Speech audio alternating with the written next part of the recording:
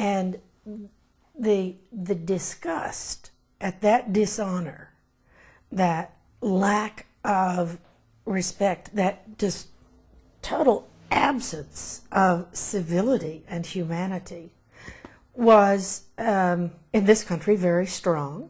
And of course people said, how can he get money from the National Council of the Arts, or whatever it was from? And the money was taken away from him. I mean, why should taxpayer money support that kind of disgrace?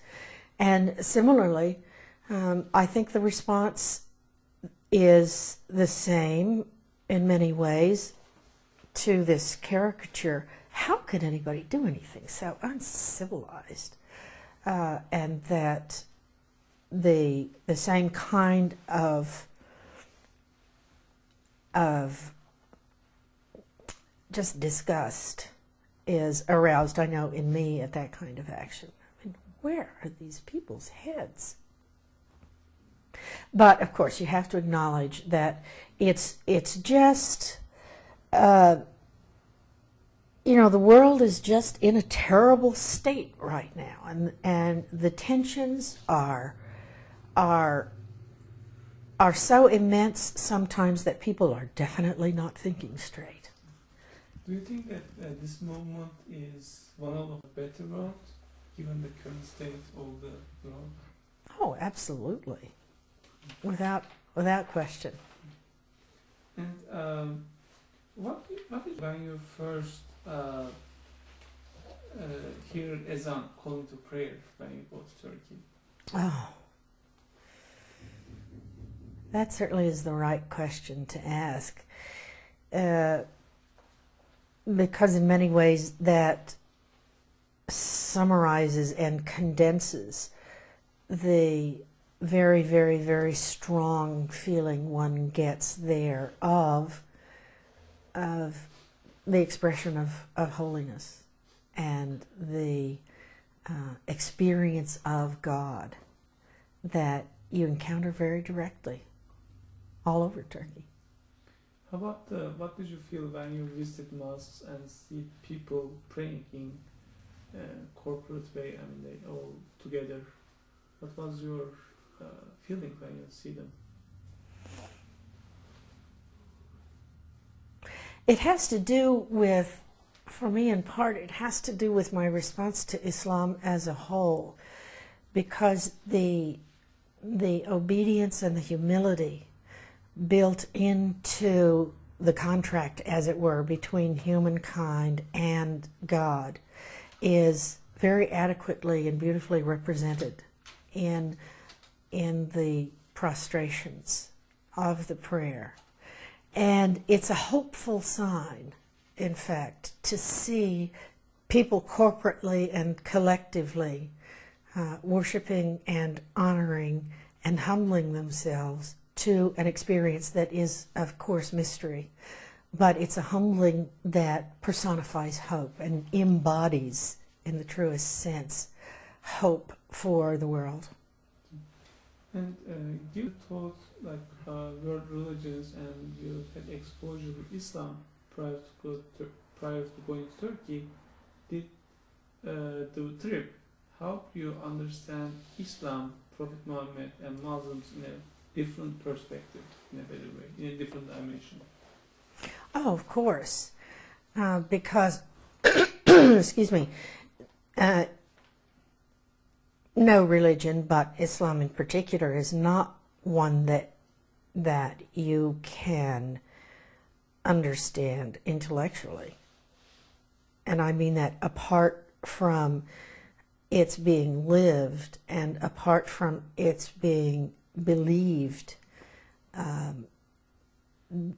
there's not a lot of dogma and doctrine that you have to absorb for Islam. There's wonderful history you have to absorb, but there's not a lot of memorization of abstruse intellectual points. So until and unless you see Islam, as it were, practiced on the ground, until you walk in those shoes a little bit, I don't think you understand much about how Islam operates, until you know how feels. And that's what you see in the people who are together kneeling. You look at their faces and you look at their gestures, and you know they are someplace else. And they're in communion with mystery. And that's very moving. You visit also schools inspired by Mr. Gulen during your trip in Turkey. And what do you think about them? Well, I think we ought to import them and start up about 5,000 of them in the United States, for example. They seem to get an excellent education. The kids that we came across were noticeably vivacious and polite, a rare combination, and they were stimulated. They seemed quite intellectually stimulated. They seemed to love being at school. And that's something we could use another dose of here in America, especially in that age group. Do you have any memories that you want to share about the schools, your personal experience?